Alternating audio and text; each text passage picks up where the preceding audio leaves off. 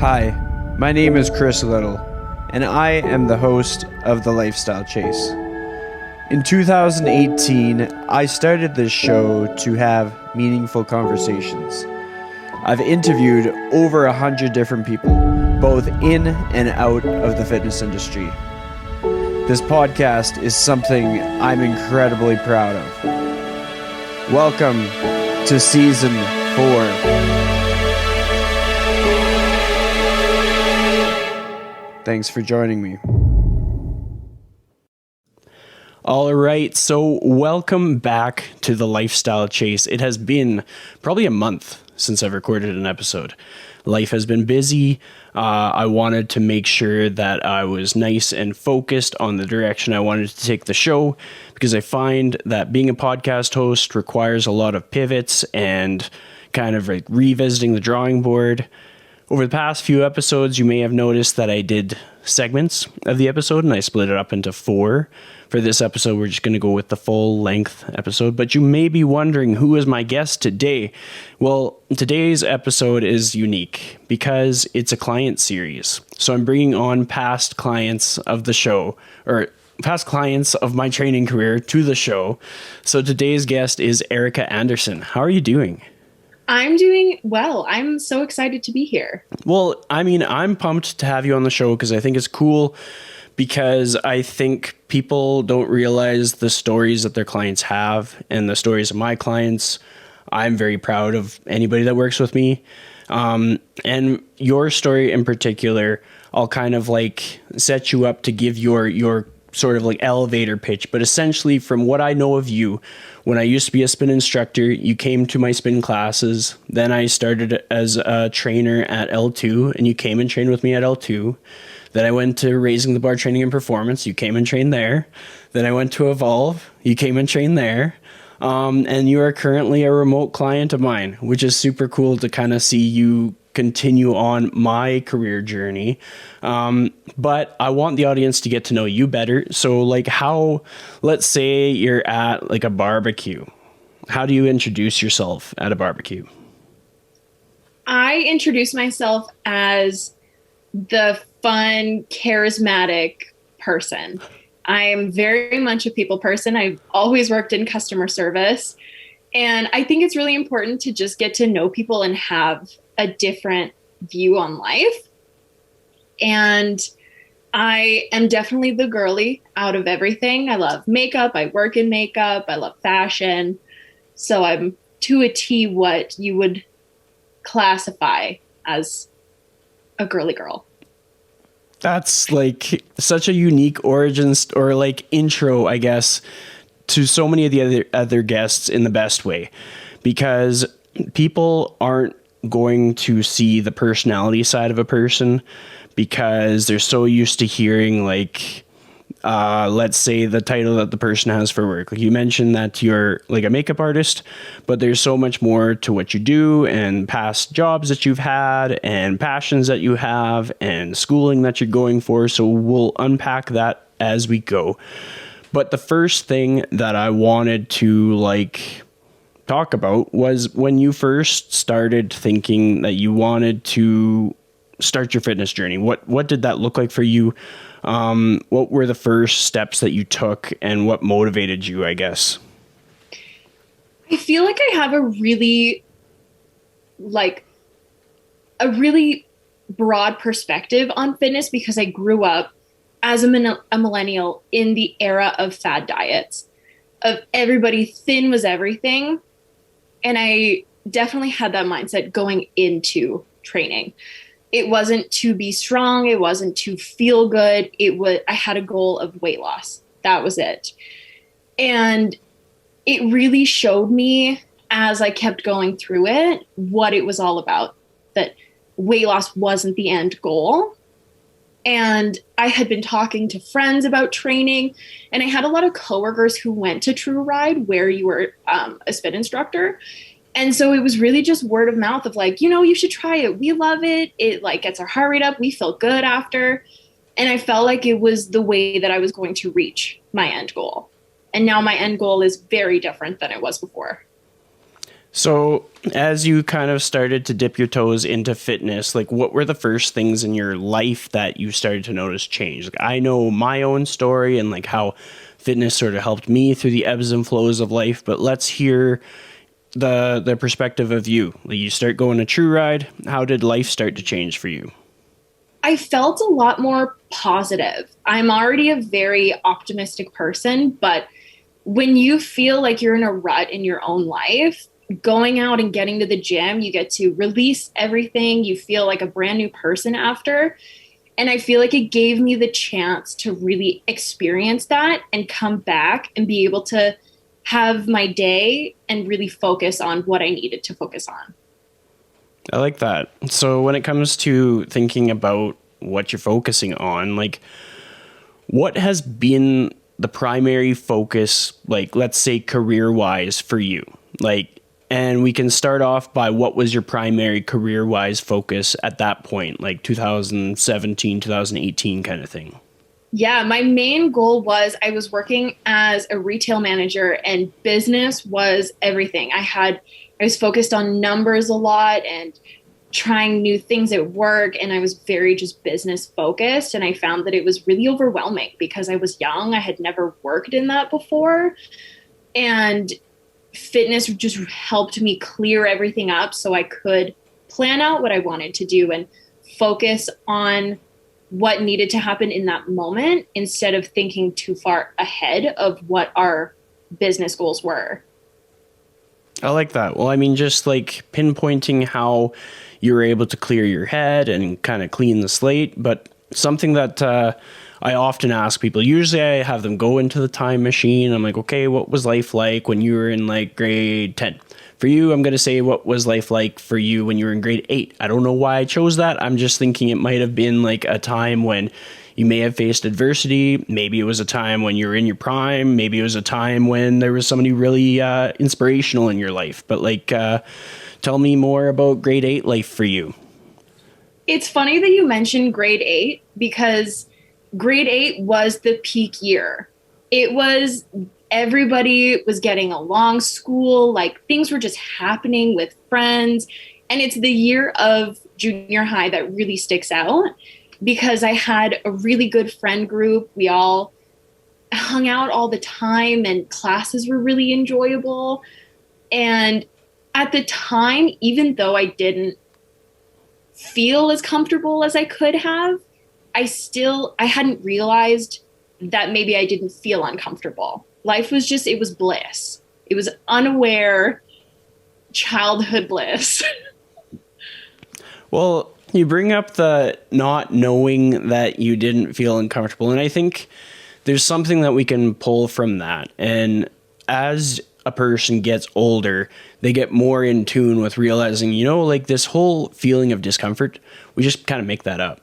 Like there is no reason to feel distraught because you're not just like someone else. And it's not to say that you can't have high standards for yourself, because everybody should be able to shoot for the stars kind of thing. But anatomically, everybody is different. Personality, everybody's different. And so we can truly only focus on like the best version of ourselves. When you were that age, what did you envision for yourself career-wise? Did you have like an I want to be blank when I grow up? I did. I was very focused on being a veterinarian, which now looking back and what I do as work now, being in retail and makeup, it's the complete opposite. But at the time, it was very much sciences, brain, we're going to do this. What was it about being a veterinarian that like drew you in? Like, what characteristics of that role made you think this is it? This is the show? I will not only love animals, but I like weird things and being able to be in the medical field without working on people, which I think is amazing for the people who are doctors, but I could never work on live people. But you get to work in an ever-changing environment. You never have the same day twice. And you get to help people animals who don't have a voice. They don't know, they can't tell you what's going on. And it just felt helpful and like I could really make a difference, as cheesy as it sounds. Well, the thing that I get from that, because I always find it interesting learning about other people and like how their sort of path evolves, but the consistencies that pop up. So you brought up compassion, you brought up wanting to be able to care about other people, other things. And I think that shows up in your value system, which has worked well with like basically a lot of my clients share my value system because it makes it way easier to communicate. We're on the same page. I can get much more direct feedback and communication skills are like top notch. And by my being able to communicate with clients, I get to be able to help them more. It's kind of like, well, I mean, you speak two different languages. You're bilingual. You speak fluent French, do you not? I do, yes. So in being able to do that, having that skill allows you to see eye to eye with many, many more people. And that would be basically the difference maker in a trainer who can communicate versus a trainer who doesn't place communication or values as a priority. You're able to get further. You're able to help that person see more in themselves.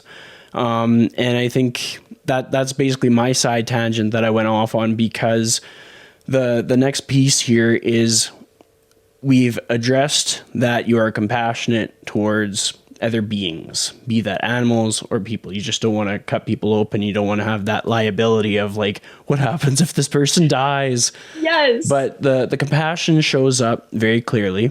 What was the moment where you kind of started leaning towards like working in like a business environment or working in a retail space? When I graduated, I had a very different idea of what I wanted. I was very much into working in film and working on makeup sets. The Walking Dead is in its prime. It was perfect. And I loved being able to have my own hours, even though you work really long hours on set. You could pick a project or not. And so I went to makeup school. And then I tried to get a job after, and it ended up just being retail at MAC. And I really enjoyed it. I enjoyed being able to put makeup on people, and my coworkers were really great. And it just kind of evolved into growth within the company. And by the time I reached assistant manager, I felt like being in control of it was where I wanted to be and where I saw myself. And so I really tried hard for that manager position. And I was like, this is what I want. I want to be able to grow and to see what I'm capable of, because I had never worked in business before. And I had never envisioned that for myself prior. There is a lot to take away from that. So I'll kind of explain why. And part of this, I'm going to give some correlation. The reasons that I ask a lot of the questions that I ask or like dig into the topics that I dig into is a lot of it reflects on some of my own characteristics. Like for myself, I figured that I was going to go to film school probably from the age of like 16 to 18. I went to Vancouver with my brother. We toured the school. I got to do a weekend intensive that I had to like apply for with a bunch of video samples. And I figured that was going to be the show. And so the reason that I wanted to do that was in being able to make other people the hero of the story.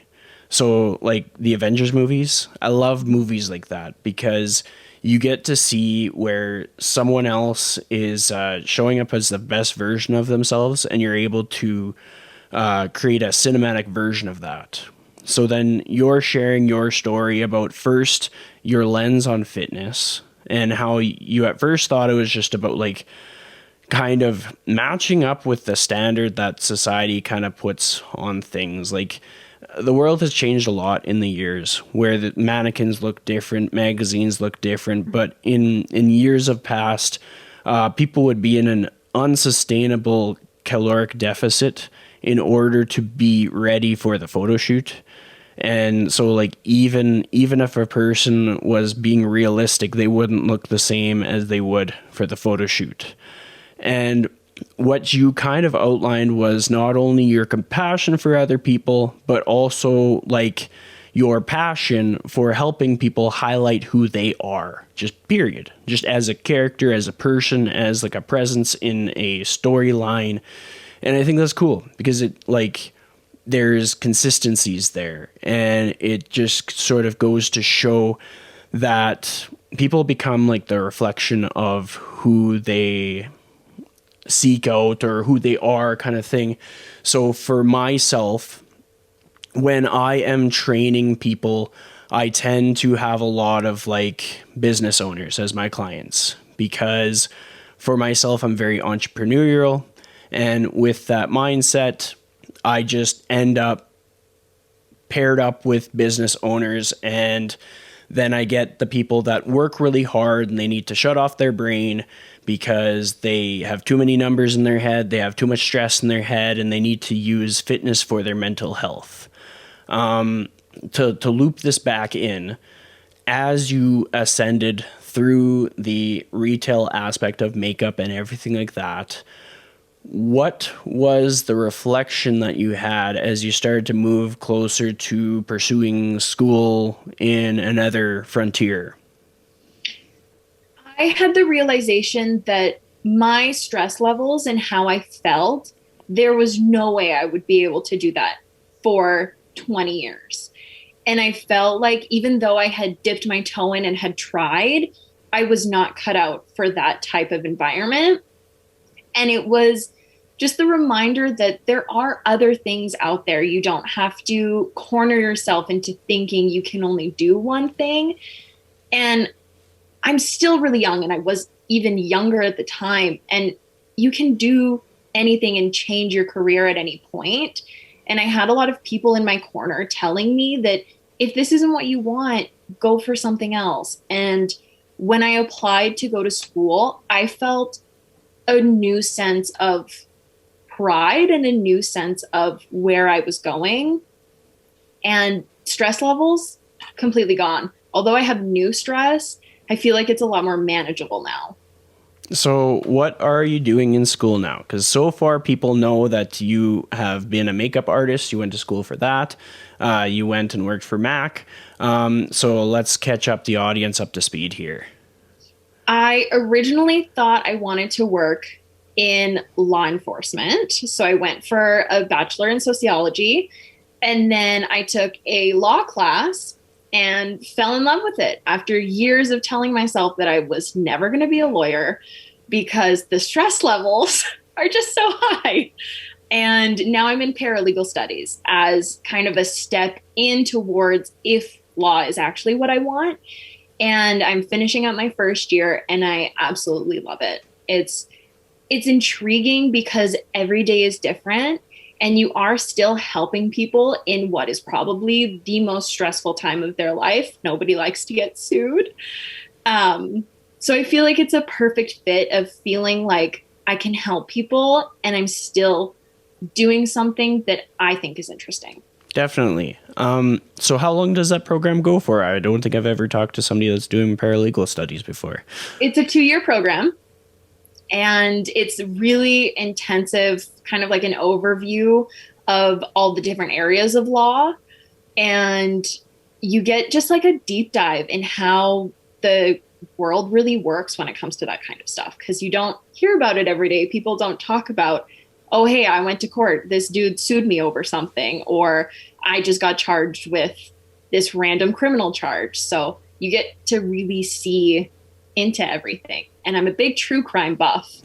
So being able to learn the behind the scenes of the criminal justice system has been really fun. Well, there was a lot that came up within your storytelling of the career journey, of the schooling journey, stress being the thing that stood out the most. Because stress, I'm going to paint it this way. Stress is a gift. Stress is something that we will never be without. And if we are without, we're selling ourselves short. And it's not like I go out into the world wishing people to have stress. Instead, I like to look at it as how can we handle the stress that comes up in our life. So we talked about fitness being something like how it started with you were in the pursuit of a body composition, point blank, nothing else. And then it evolved with time as you got more engaged into it. You saw how it could help with just clearing your head. I'm imagining as the weights got heavier, you would see how it would help with just like some sense of confidence, like just energy in a sense of like how you felt walking into a room, into a new environment, all these other situations. But let's look at it from like the pandemic perspective. What was the most stressful thing that you encountered in the last 2 years? Not being able to do my normal day activities, being stuck at home, being unable to see friends or to have live my best years, roaring 20s. Mm-hmm. And I felt really confined and stuck. And, you know, you pick up on the bad habits that you've tried to break when you feel stuck and stressed. And now that things are kind of changing, it's definitely been easier. Yeah. I think that's going to be very relatable for people. Like, I've been lucky to have a lot of random conversations with people throughout the last few months and just kind of seeing how isolation and not being able to stick to habits and all these different things have impacted them on very big levels. And I look at it as an opportunity to see where we can learn from that, like what we can learn. So I'll kind of explain what I mean here, because essentially, even though we'll probably only have to experience one pandemic in our lifetime, that's my hope. Even though that may be the case, we're probably going to have pieces of what we got from the pandemic, like senses of isolation, senses of not having control that come up again. And the more skills that we learn from this experience, the more valuable this experience will be. You talked about how like missing out on the roaring 20s, and I definitely empathize, because like I would have to say I lived my best life in my early 20s. Now I am 30, and I'm a little bit angry with the world because I missed out on the last of my 20s. But when I've been able to reframe the situation, I've been able to see that it's like a once in a lifetime business training, life coaching experience. We've basically gotten the opportunity to kick our own butt, whether it was in a fail, succeed kind of way, or in keep on the line as long as you can and just don't fall down sort of way. And those analogies might be a little bit fuzzy, but essentially, in this society, in this world today, resilient people have an advantage. And definitely, people who struggle to be resilient but are open to learning new ways also have an advantage. So an advantage that you have as a client is that you're coachable. So you're always open to feedback. You're always open to learn new things. And one thing that we had to do was learn how to use the app, because instead of doing like the in-person training, we were starting to use the app. We're working with like coaching calls. We're working with like messaging.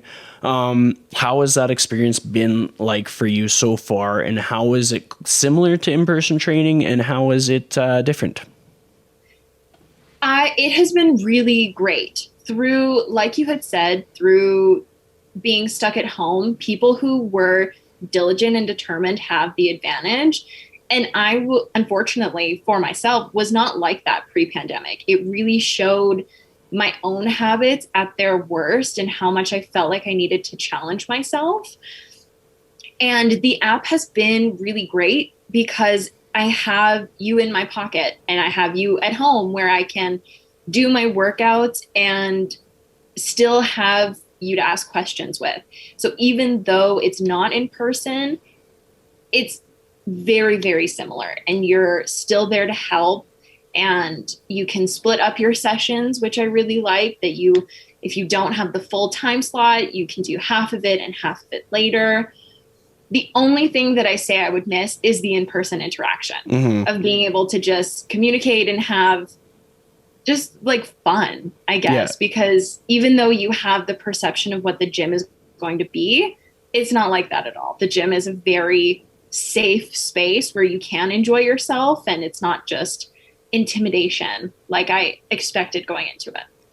Well, I mean, that opens up the door to what people will be able to get in the years going forward. People are going to have a much greater appreciation for any aspect of community. Like, community is one of those things that's an essential need for people. But sometimes we have to get innovative as to what community looks like. Sometimes it could be like, for myself, honestly, sometimes I go on my long ass walks and I say hi to everybody that I see. Not every time. Sometimes I'm very grumpy and I do not say hi. But in the times that I do say hi, that would be like a mode of community. And that's part of the reason why I kind of like harp on people to get out there and go on walks. And in some ways, a person could be very dialed in on their home workouts and maybe complement that with like some kind of like a theater sports club or a book club or just something where they're still getting that connection. Because that sort of people are kind of meant to have like a community around them, whether it be in the gym or whether it be in some other modality of their life that they're passionate about. And we talked about like value systems. You got to be able to find people that you can align with so that you can get that really solid communication. Because like, just imagine finding someone that didn't agree with you on some random topic and just trying to tell them like it was, like how your day went. And then because they weren't on the same page, they didn't hear you for what you said. They just kind of heard meh, meh, meh, meh, meh. Yes. And I think that's why I have stuck with you. Not only are you a great trainer, but your values make you a better trainer. And having followed you through different environments and different gyms, it's because I haven't wanted to find somebody else, because I know that we get along and you are there to listen, even if it's random. Well, I appreciate that. I mean, like, that is probably the best advertising that I have, is like the ability to stay connected with people that work with me. Not because I pressure sale them or like say, hey, you're committed to this like 3-year contract or something. I think I've always sold it like session by session or like week by week kind of thing. But like, that long lasting connection is probably like the hill that I choose to die on. Like, I'd rather have strong community with all my clients than try to get rich real fast and scale up my business. Like, I do intend to be successful, but I'm quite happy taking like the slow road in getting there. With regards to balancing the demands of school with having goals under the fitness umbrella, how have you been finding that? Because there's going to be some people that listen to the show and they're like, yeah, but I don't have time. Yes, the I don't have time has been my quote unquote excuse for years. And you don't realize how much time you spend doing really stupid shit and how much time you spend wasting your time in your day that you could be bettering yourself or teaching yourself something. And having to be at home a lot more has taught me that. And even with school, you have to prioritize your windows of, I need to study for this, I have this due, and then I'm going to work out, and then I have some free time, and then I can do it again.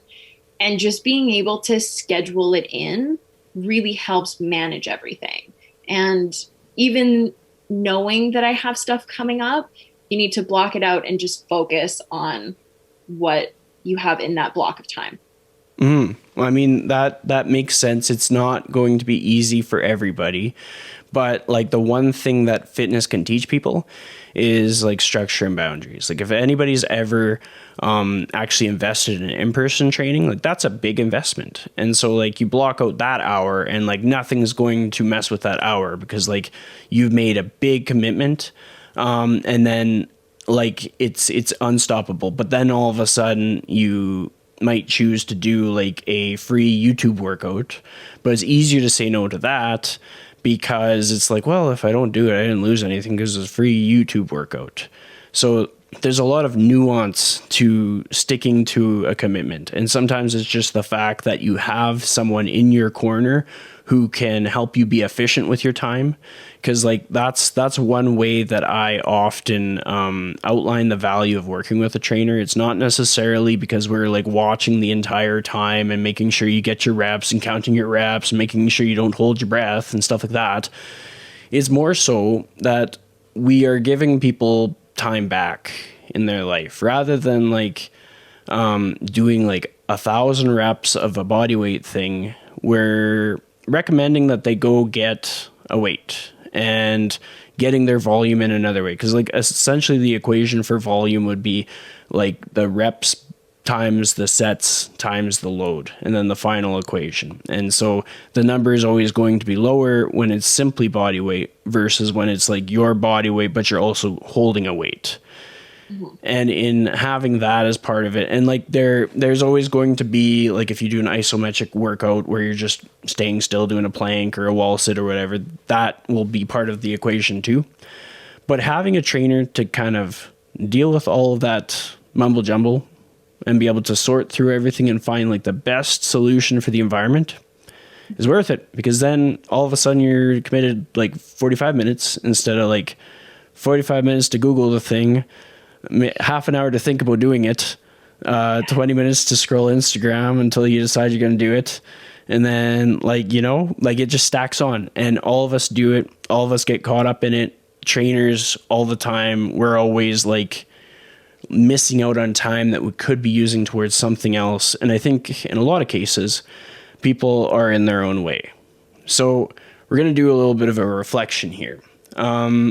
If you could list off the things that you think you do that like are nonsense or a waste of time, what would the top 4 things be? I scroll way too often on social media. I spend a lot of time watching Netflix. I feel like all of this is very relatable stuff. Reading is not a waste of time, so I won't add that to my list. I would honestly say I spend most of my time just on my phone, whether it's social media, just looking up random things on the internet, watching movies, watching YouTube. I feel very consumed a lot of the time by what I have in front of me instead of really thinking about how I'm spending my time. So I actually don't have a solid solution for like structuring less time on social media. So I'll tell you why I don't, and then I'll tell you what the solution would be if this was like a coaching session. So first, the explanation as to why I don't just have some solution, because like I always want to do what I say I'm going to do and like lead by example. So aside from personal training, I also do some social media contracting. So I'm not going to lie, I spend a lot of time on Instagram because I'm creating content for about 12 different Instagram accounts. But I have found in past years, as I create structure around the other activities in my life, it starts to shrink the window that I have for Instagram, even when it's Instagram that generates income for me. Like, to put things in perspective, I can pay my mortgage with the income that I get from Instagram. So it's not just like $50 a month kind of thing. That's not a brag. It is simply just to give people like an idea of like the volume of work and that it is still a priority in my lifestyle. But essentially what I found to be much, much more helpful is to start planning things that align with your goals. You talked about the book. Reading books, and you're like, I read a lot of books, but books aren't bad. So what kind of books do you read? I read a lot of romance and a lot of comedy. I love horror thriller type books too. And I have noticed, because I was spending so much time on social media, that it was affecting the way I slept. And I love to sleep. I could sleep all day, every day. But knowing that I was waking up still really tired, I changed a few of my habits in the evening, just in the evening. And now I started reading more books and I sleep so much better. And I feel like I feel more productive because I'm doing something that stimulates my brain, but that isn't a waste of time. So this next counterpiece that I have in the category books isn't going to be the most popular. Like, it's not going to go over well with the whole audience because they're going to be like, why are you picking on the books? And I'm going to explain why. So I think those book selections are awesome, and I think they're necessary, and I think they probably help round out your life and give you a bit of like novelty and excitement. However, my counter suggestion is, what if one of those books was something that you picked with a sense of purpose because it aligned with like a goal that you had?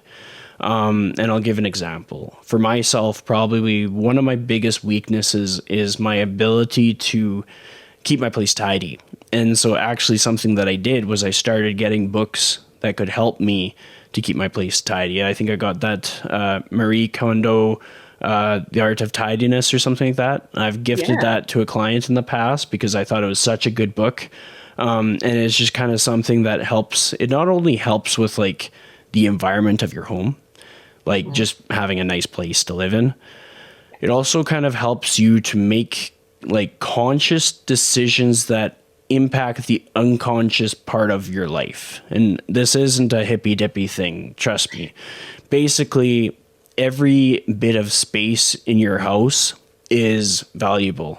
So whether you live in like a tiny apartment or you live in a big mansion, the space that is taken up in your closet, that's prime real estate, because other things could go in there, even if it's invisible, because like it could be storing something else, or it could simply not be storing anything and then not be occupying your mind. Have you ever walked past a picture of like something that used to make you really happy and then something changed in your life and then it doesn't really make you happy anymore, but you kept it because there was some sentimental value to it? Yes, 100%. Yeah. Well, I mean, the example for me, I actually had like this container full of like stuffed animals from like old relationships. And I was like, this sentimental because I don't want to like cause harm to a stuffed animal. But like essentially what happened is I reached like a point in my life where I had to take those and donate them. I was like, some kid somewhere is going to get a lot of joy out of this Eberly teddy bear with an Oilers helmet. That was tough to let go of. But then I realized like nothing else matters. It doesn't matter. Like you look at social media, nothing on social media matters. It doesn't matter. None of it is real. Yeah. Well, it doesn't matter if you have 1,000 followers or Nancy down the street has 100,000 followers. It doesn't matter if their social media generates an income for them, because there's more than one way to pay your bills. And if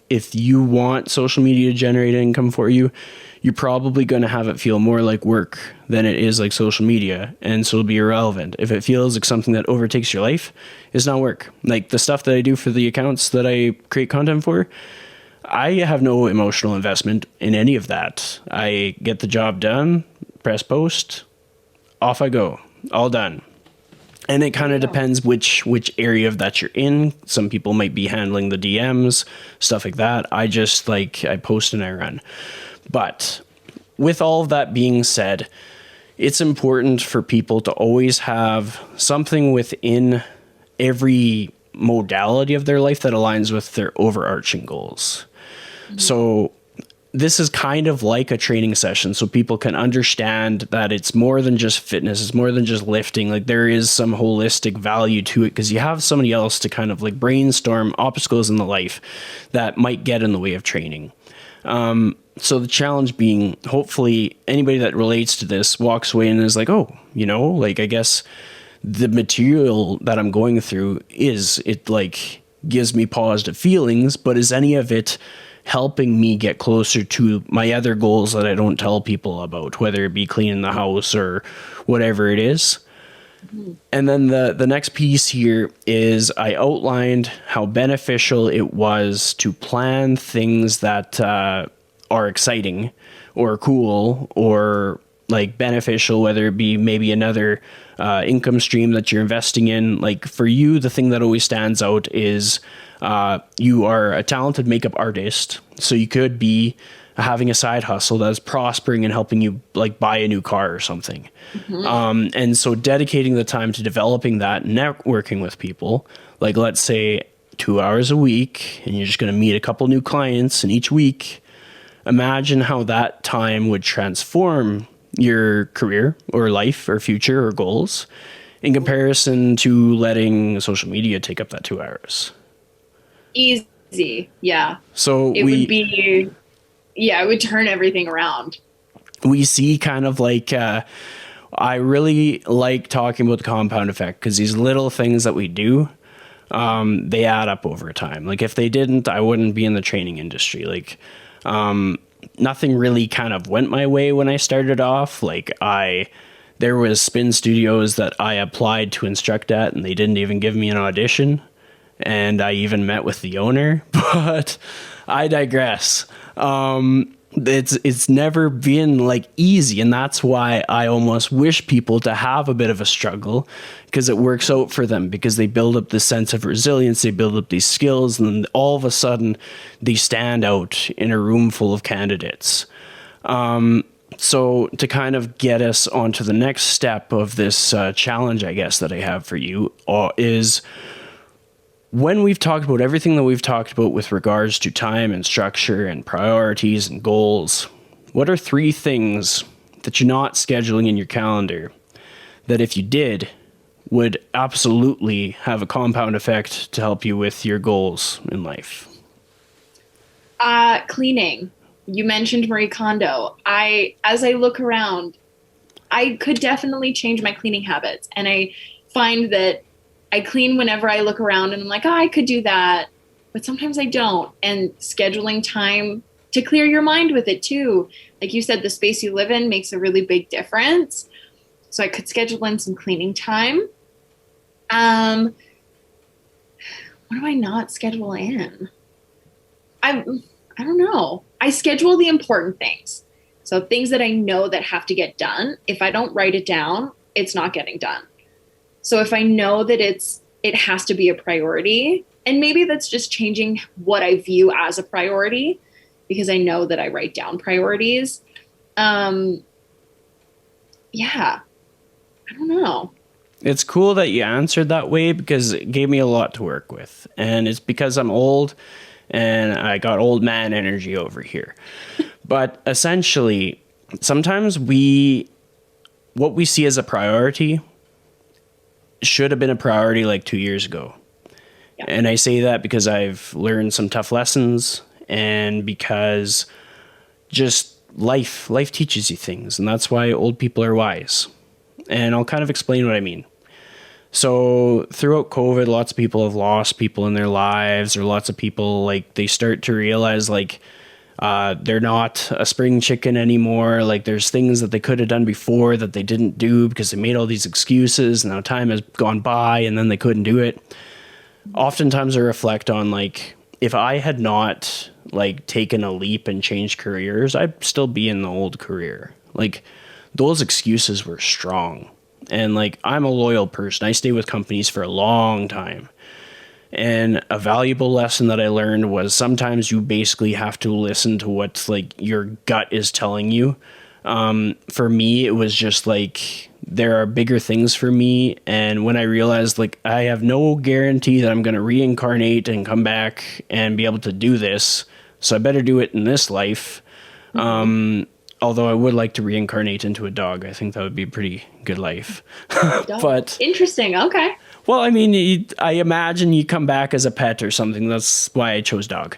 But back to the task at hand, the topic here. I'm often guilty of telling people to, like, change their job. And I'm not trying to tell you to change your job, but I want to reassess what priorities look like, because the priorities that you listed was the priority when it compounded into something so much that, like, it was hard to ignore. Like, your car is missing a tire, or like, and I'm not saying your car is missing a tire, I'm just using examples. Or let's say, like, all of a sudden you're having trouble walking, or all of a sudden you're just in a mental low, and no matter how many check-ins I do to, like, say, hey, how are you doing? Are you motivated? You can't dig yourself out. And I can speak to that because pandemic, it had an impact on everybody. Like, I know that I had times when because I didn't prioritize the right things, I would let it compound, and then it caught up to me, and then I had to deal with it in its biggest form. And because I had to deal with it in its biggest form, I realized how imperative the little things are. Some of those little things are, like, we can talk about nutrition, but we don't have to, like, dissect that. But just prioritizing yourself in the sense that, like, hey, I'm going to make a really awesome salad today, not because I have some, like, body image goal, but because a salad takes some time. A salad looks cool on Instagram. A salad is like, it makes my tummy feel good because it's a lot of vegetables and it's good for digestion. There's so many things to a salad or whatever dish, and by taking that time for yourself, you tell yourself that you are a priority, which I think is essential for a lot of us. When we rely too much on like the quickly available things, but we reflect and we're like, what would I do if this was like my Instagram crush? Would I just go to a McDonald's and get my Instagram crush like a McDouble? Like, no, most people would not. They'd be like, I'm going to pull out all the stops and make this steak or make this salad or make this like salmon or whatever. People need to be able to do that for themselves. You talked about how you do like the romance novels. You need to romance yourself. And that's something that takes time, because all of a sudden you have this list of tasks that need to be prioritized. In order to carry out the things that turn into that, you all of a sudden you have to plan when you're going to go to the grocery store. What are you going to get? When are you going to prep these vegetables? Which place are you going to go to that has that cool thing that you want to get, because that's what you would get for the other person, but now you're going to do it for yourself. And even for people who are in a partnership, even if they're celebrating their 30-year wedding anniversary, like this is a rule for them too, because it's important. Like we can't pour from an empty cup, so we have to learn how to fill our own cup. And as we reflect back, these are things that take time. And I was talking about how like the pandemic teaches us lessons and things. We have people in our lives who are aging. We have people in our lives who just so many factors. Maybe they're moving away. Maybe we have people in our neighborhood and then all of a sudden we don't. So I always look at it as like, you don't know what you have until it's gone. So take into account what you have and start structuring time with those people. Like I have a few friends in my life that I consciously plan at least quarterly like visits. And not to sound all businessy, but I need that like parameter. So I know like, okay, we're at the third quarter of the year and I haven't met up with that friend yet. Time to make a plan. And then other friends, it might be like I have a weekly text with them, because we need to kind of like water the plants in order to have that community.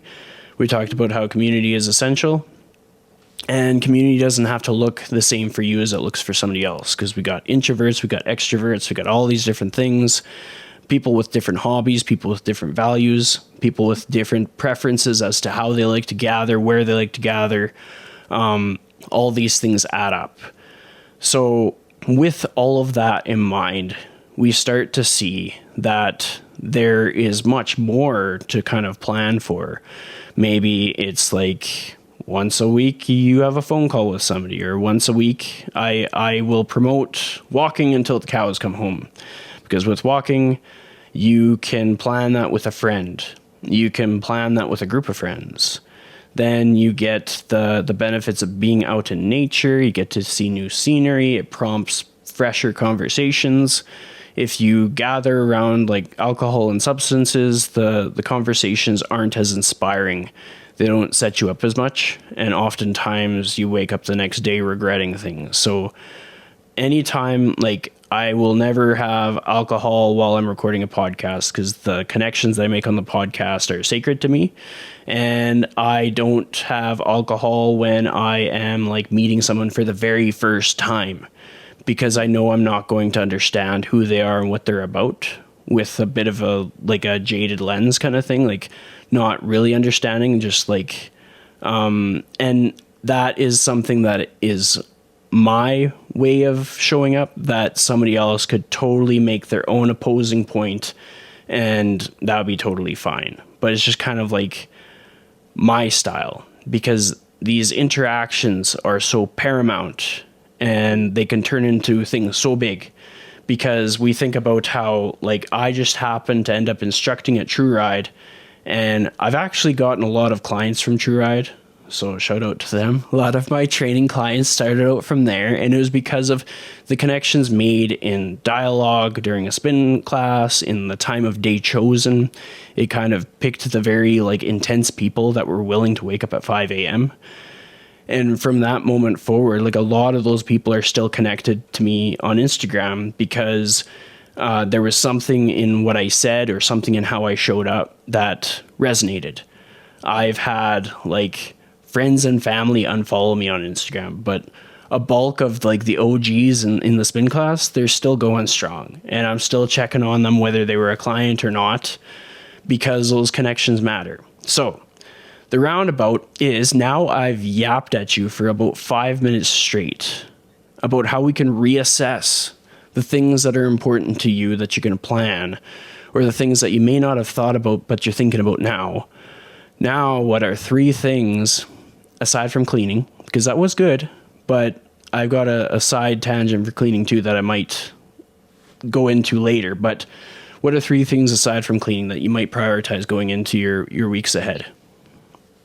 Well, I definitely want to prioritize the walks. We've talked about walks before, and I have not prioritized them.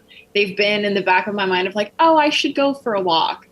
But putting it into practice and saying it are 2 different things. So I think that has to be a priority for me. And prioritizing, the self-love, the care that you would put into somebody else. Because even though I try to do that, it doesn't always happen. You don't always show up for yourself the way that you wanted to.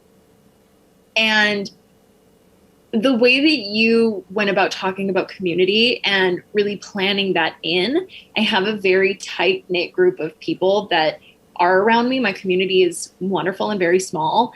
And I feel like planning that out a little bit more and putting my own effort into it more than I would normally, because they deserve my effort. They deserve to feel like I am reaching out, not because I feel like I have to, but because I want to.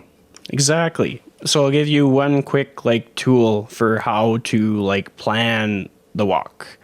So every podcast that I schedule, I use Google Calendar and I include the other person's email address, and then they get the bing, you got your walk in like 10 minutes. Like you could do that with Google Calendar or Apple Calendar or whatever it may be. And I'll give you sort of a strategy that I used with one of my remote clients. I am actually an online coach with A-Team Fitness out of the US. So shout out to Alex McBarity. So one of the clients that I work with, he's based out of Detroit. He was having trouble with keeping track of how much protein he was having and making sure he was getting like the calories that he needed. And so I was like, hey, you know what helps? When you got somebody nearby who is on the same page as you, somebody who understands the context around all of your goals and understands how everything works and understands how it helps you, because everybody has people in their life that want to see them win. Like for myself, I want to see all my clients win. I talk to them about how they can help their business. I talk to them about their side hustles because I want to see them prosperous beyond just being strong and like being a good representation of what I do for work. I also want them to like get the bread, like be very successul. So what this particular client did was he actually went over some of the nutrition resources that we had given him initially. He went over them with his fiance. And so in doing that, it helped her to be totally on the same page. And then all of a sudden, when she caught him slipping, or if she noticed that he wasn't doing something that she knew that he knew how to do, then she could call him out on it. Or she could be like, hey, we should be getting this, or hey, you should do this, or hey, since your goal is this is what we're going to make, or hey, like since your goal is this, maybe we should go get that. And it wasn't like a restrictive thing. It was like a supportive thing. The way that I'm going to frame it for you, because I know your situation quite well. We've talked about like non-exercise activity thermogenesis. We've talked about the benefits of walking, the Cole's notes of walking and why I promote it so much. Same with my friend, Dean Guido, shout out to Dean, is like as your body adapts to certain methods of cardio.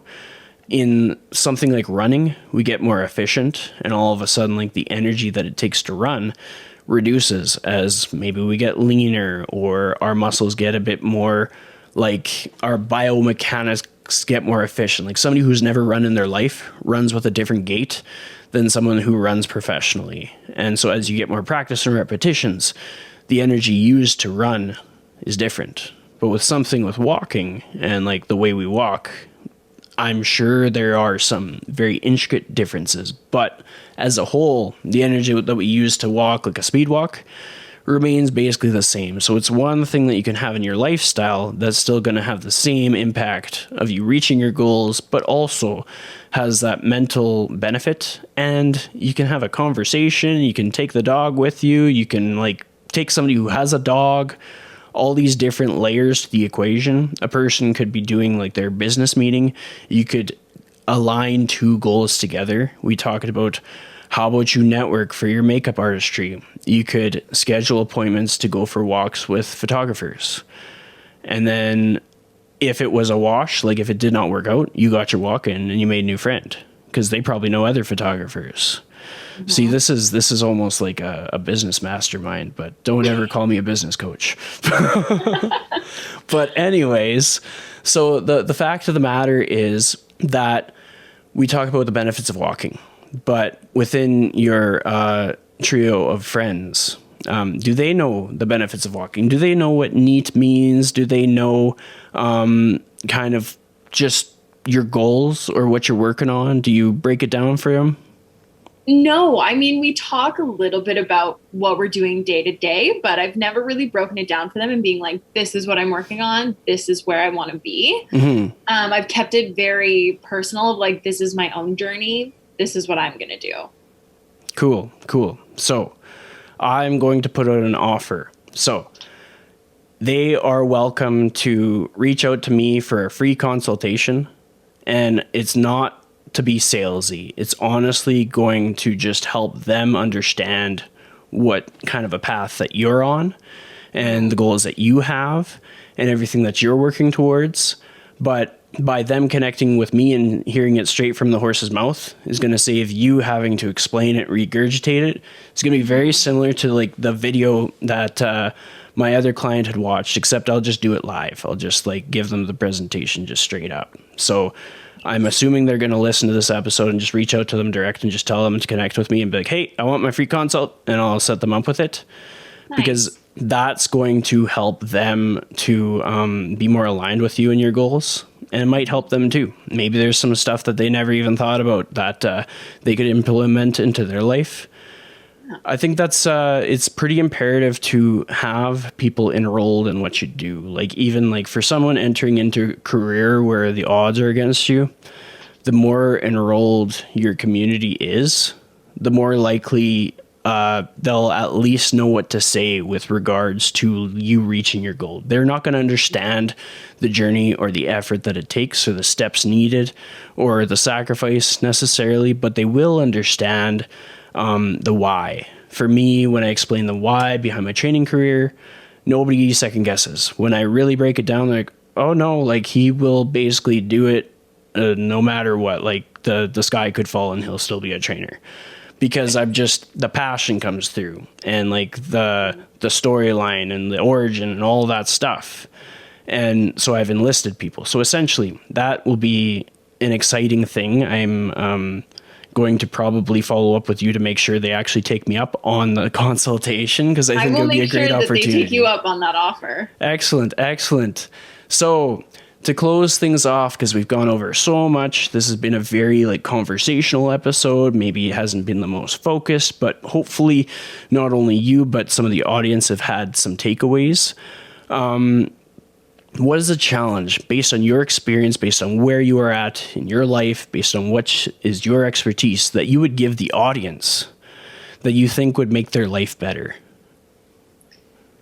I would challenge people to do something new, something that you've always thought about doing, but have always been like, well, maybe it's not for me, or you're a little bit scared of doing it, because it might open up a new door for you.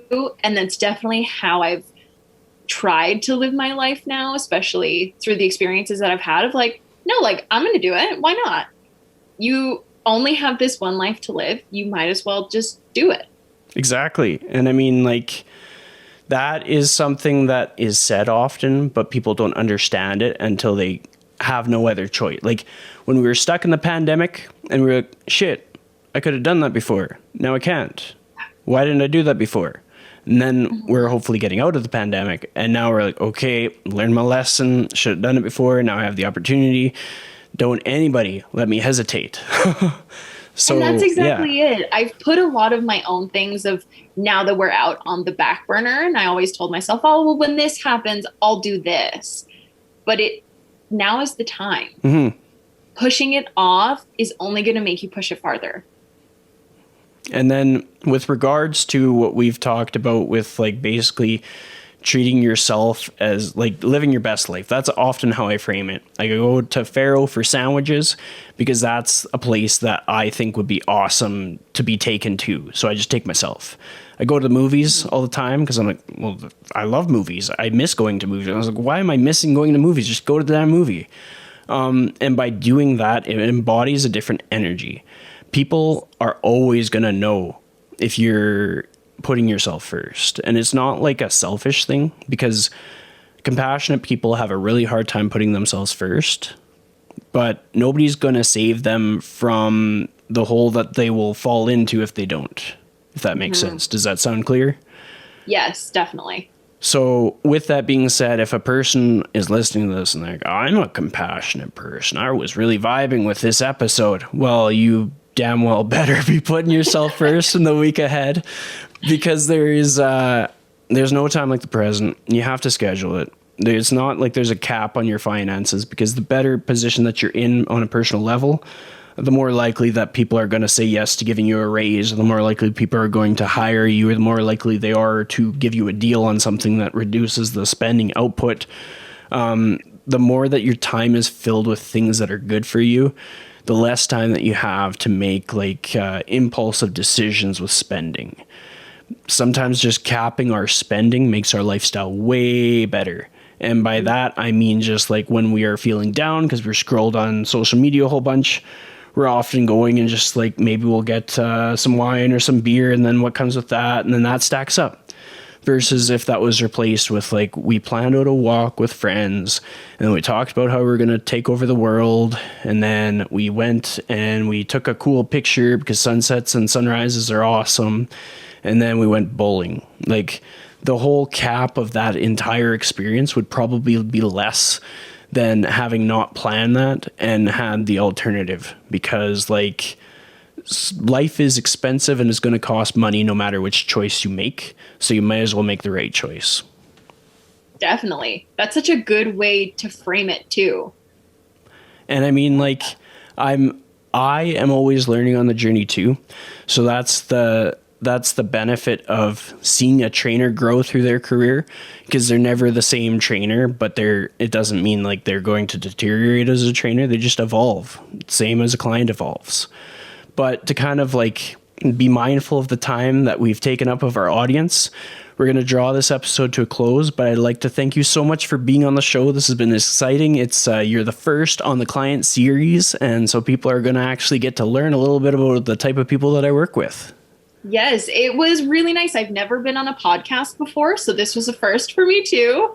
And it was nice just to talk, because I feel like people have a very specific perspective of what trainers do and how they act with their clients. And so I'm hoping that this really opens the conversation for people to have with themselves of, well, maybe I could just go see one just to talk to them and see what they have to offer. Absolutely. And then for anybody listening, the offer for a complimentary consult, it goes out to you too. So if you're listening to this and you're like, this Chris guy, he sounds pretty interesting, I'd like a consultation. If you haven't had one in the last month, because some of you might have one this week, If you haven't had one in the last month, I'll make time for you.